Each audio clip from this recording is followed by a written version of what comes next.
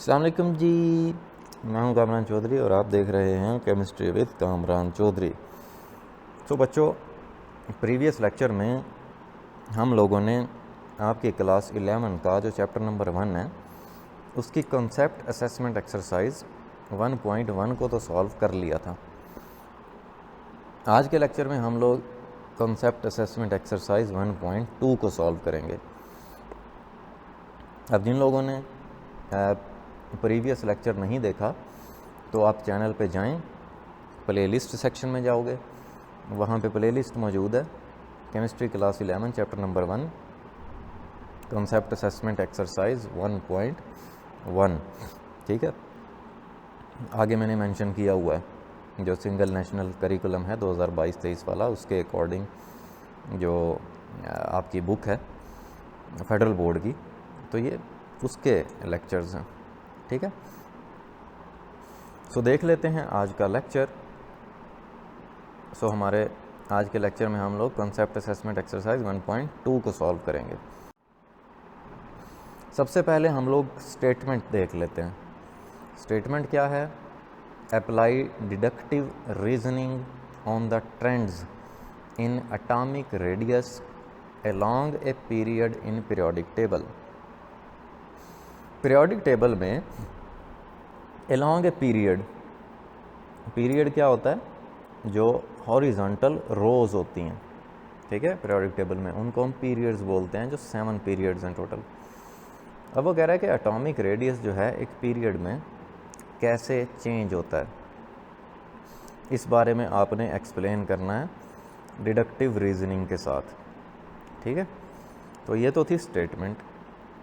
अब इसके सॉल्यूशन में मैं सबसे पहले आपको डिडक्टिव रीजनिंग का बता देता हूँ, क्योंकि देखो जब स्टेटमेंट में कोई वर्ड यूज़ हो रहा है, अगर आपको उस वर्ड की समझ ही नहीं है तो फिर आप कैसे मतलब उसको सॉल्व करोगे।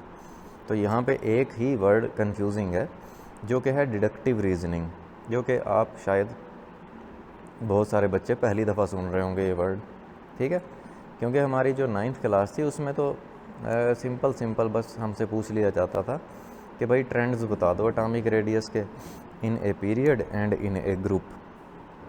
तो ये डिडक्टिव रीजनिंग क्या भला है?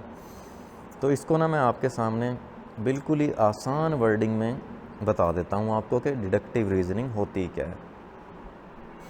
Deductive reasoning is the process of drawing valid interferences. Deductive reasoning एक ऐसा प्रोसेस है, एक ऐसा तरीका है जिसमें आप दुरुस्त वैलिड नताइज निकालते हैं। ठीक है, मीन्स के कोई चवला नहीं मार दे, जो कोई भी आप बात कर रहे होते हैं वो बिल्कुल करेक्ट होनी चाहिए, करेक्ट होती है। ठीक है, तो ऐसी स्टेटमेंट को हम डिडक्टिव रीजनिंग बोलते हैं। ठीक है, तो डिडक्टिव रीजनिंग की डेफिनेशन आपको समझ आ गई होगी। फिर भी नहीं समझ आई, एग्जाम्पल दे देता हूँ।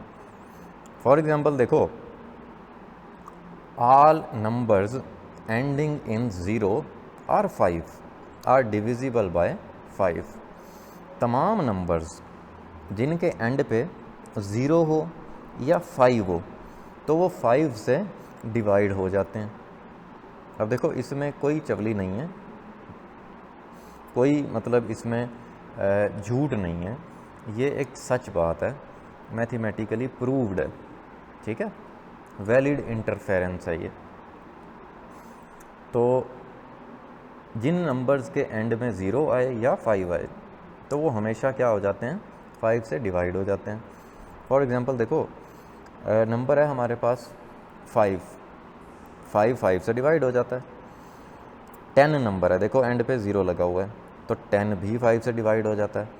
इसी तरह 15 के एंड पे 5 लगा हुआ है, ये भी 5 से डिवाइड हो जाएगा। इसी तरह 20, 25, 30 and up to so on.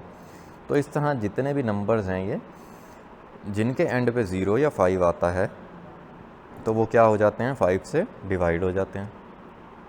तो इसको बोलते हैं हम डिडक्टिव रीजनिंग। ठीक है, तो ये चीज़ आपको समझ आ गई होगी।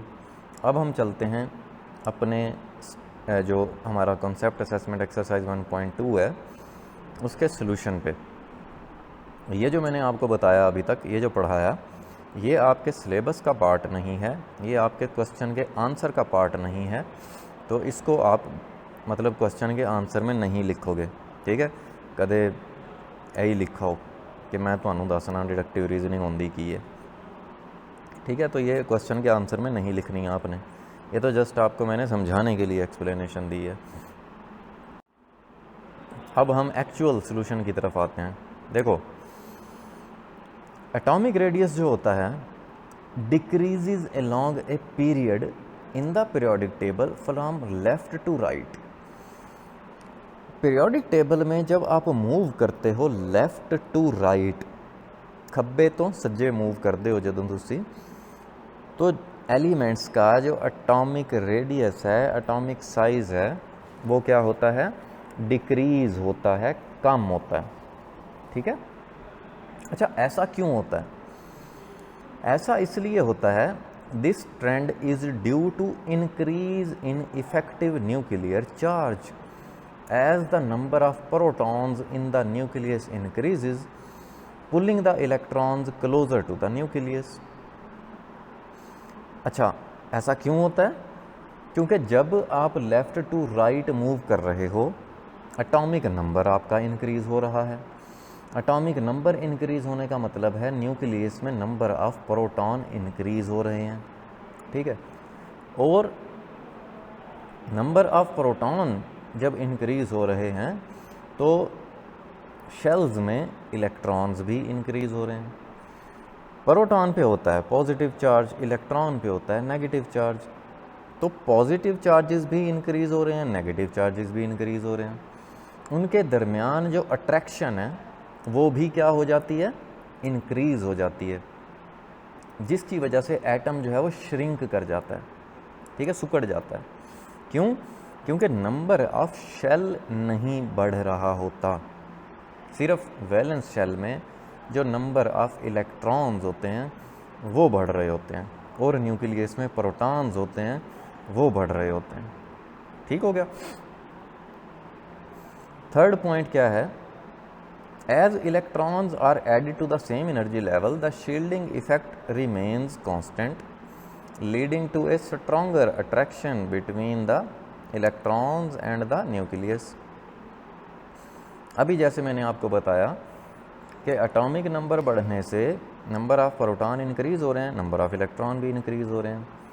जो इनर इलेक्ट्रॉन्स हैं, मतलब अंदर वाले जो शेल के इलेक्ट्रॉन्स हैं, वो तो इंक्रीज़ नहीं हो रहे, ठीक है, जिसकी वजह से शील्डिंग इफ़ेक्ट कांस्टेंट होता है। यहाँ पे थोड़ा सा एक्सप्लेन कर देता हूँ शील्डिंग इफ़ेक्ट का।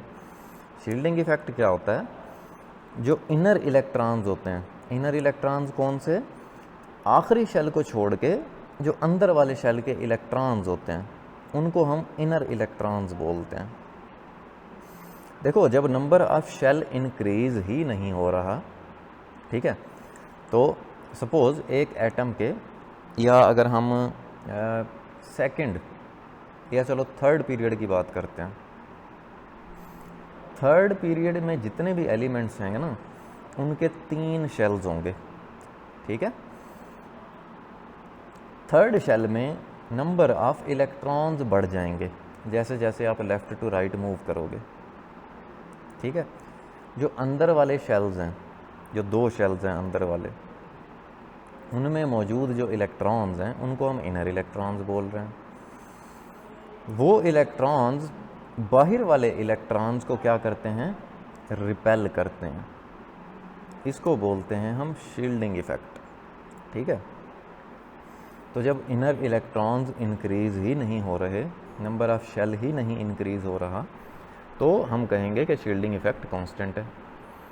अच्छा, वो मैंने आपको एक्सप्लेन कर दिया कि आउटर इलेक्ट्रॉन्स और न्यूक्लियस में प्रोटॉन्स इंक्रीज़ होंगे, जिसकी वजह से अट्रैक्शन इंक्रीज़ होगी, जिसकी वजह से एटम सिकुड़ जाएगा, ठीक है।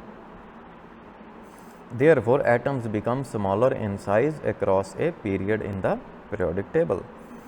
इस वजह से लेफ़्ट टू राइट जब हम मूव करते हैं तो एटम का साइज़ क्या होता है, कम हो जाता है। ये आप 4 पॉइंट्स लिख दोगे ना इस क्वेश्चन के आंसर में, इनफ हैं, ठीक है, काफ़ी हैं। ये आप स्क्रीनशॉट ले लिया करें या आप लेक्चर को पास करके अपने पास नोट डाउन कर लिया करें, ठीक है। तो यहाँ पे आपके क्वेश्चन का आंसर एंड हो जाता है, लेकिन थोड़ा सा आपकी इन्फॉर्मेशन के लिए मैं एक्सप्लेन कर देता हूँ यही पॉइंट्स जो कि आपको मैंने अभी बताए, ठीक है। जैसे देखो, सबसे पहले तो अगर आप पीरियोडिक टेबल को देखते हो, पीरियोडिक टेबल में elements on the basis of their atomic numbers arrange होते हैं। जैसे देखो, हाइड्रोजन का एटॉमिक नंबर 1, हीलियम का 2, लिथियम का 3, बेरिलियम का 4, बोरान का 5 and up to so on. Atomic number से आपको नंबर ऑफ प्रोटॉन्स पता लग जाते हैं, ठीक हो गया। तो एनी हाउ ये आपका है पीरियोडिक टेबल। अब इस पीरियोडिक टेबल में देखो, ये थर्ड पीरियड है ये वाला, ठीक है, जिसमें sodium, magnesium, aluminium, silicon, phosphorus, sulphur, chlorine और आर्गन अवेलेबल है। यहाँ पे आपने यही पढ़ा कि लेफ़्ट टू राइट साइज़ क्या होता है, कम होता है। जैसे अगर आप सोडियम और मैग्नीशियम को कंपेयर करो तो सोडियम का साइज़ बड़ा होगा, मैग्नीशियम का साइज़ छोटा होगा कंपेयर टू सोडियम। कैसे, ये भी एक्सप्लेन कर देता हूँ। जैसे देखो, सबसे पहले आप सोडियम के एटम को देख लो। सोडियम का एटॉमिक नंबर होता है 11, तो इसके न्यूक्लियस में 11 प्रोटॉन्स हैं, 11 इलेक्ट्रॉन्स होंगे इसके शेल्स में और 12 न्यूट्रॉन्स होंगे। जैसे मैंने अभी एक्सप्लेन किया कि थर्ड पीरियड का एलिमेंट है ना, तो इसके 3 शेल्स होंगे। पहले शेल में 2 इलेक्ट्रॉन, दूसरे में 8 इलेक्ट्रॉन और तीसरे में 1 इलेक्ट्रॉन, ठीक है। अब यहाँ पे आप देखो कि न्यूक्लियस में है 11 प्रोटॉन्स और यहाँ पे जो आउटर मोस्ट शेल है जिसमें ये 1 इलेक्ट्रॉन नज़र आ रहा है। अब यहाँ पे ये 11 प्रोटॉन्स जो हैं वो इस इलेक्ट्रॉन को या ओवरऑल इन इलेक्ट्रॉन्स को अट्रैक्ट कर रहे हैं अपनी तरफ, ठीक है। 11 प्रोटॉन्स 11 इलेक्ट्रॉन्स को अपनी तरफ अट्रैक्ट कर रहे हैं। जबकि आप अगर मैग्नीशियम के एटम को देखो, मैग्नीशियम भी थर्ड पीरियड का एलिमेंट है, ठीक है। मैग्नीशियम के न्यूक्लियस में 12 प्रोटॉन्स होते हैं, 12 न्यूट्रॉन्स होते हैं और इसके शेल्स में 12 इलेक्ट्रॉन्स होते हैं। यहाँ पे आप देखो कि 12 protons 12 positive charges, 12 electrons 12 negative charges को अट्रैक्ट कर रहे हैं। अब मुझे बताओ, कॉमन सेंस है कि 11 प्रोटॉन 11 इलेक्ट्रॉन्स को ज़्यादा फोर्सफुली अट्रैक्ट करेंगे या 12 प्रोटॉन्स 12 इलेक्ट्रॉन्स को फोर्सफुली अट्रैक्ट करेंगे। तो ऑब्वियस सी बात है कि जो ज़्यादा पॉजिटिव चार्जेस हैं और ज़्यादा नेगेटिव चार्जेस हैं ये एक दूसरे को ज़्यादा फोर्स के साथ अट्रैक्ट करेंगे, जिसकी वजह से जो मैग्नीशियम है उसका साइज़ कंपैरेटिवली सोडियम कम हो जाएगा, ठीक हो गया। सो होपफुली अब आपको बहुत अच्छे से समझ आ गया होगा ये कॉन्सेप्ट। तो ये थी आपकी कॉन्सेप्ट असेसमेंट एक्सरसाइज 1.2। आप इसके स्टेटमेंट के रिज़ल्ट में, इसके सॉल्यूशन में वही 4 पॉइंट्स लिख दो जो मैंने अभी आपको एक्सप्लेन किए हैं, दैट्स इट, वो काफ़ी हैं, ठीक है। वो आपको बस समझ आ गए तो वो आप लिख दो, आपको मार्क्स पूरे मिल जाएंगे, ठीक हो गया। सो वीडियो अगर पसंद आई है तो चैनल को सब्सक्राइब ज़रूर कर दीजिएगा, वीडियो को लाइक और शेयर ज़रूर कर दिया करें अपने फ्रेंड्स के साथ। Thank you so much for watching this video. अल्लाह हाफिज़।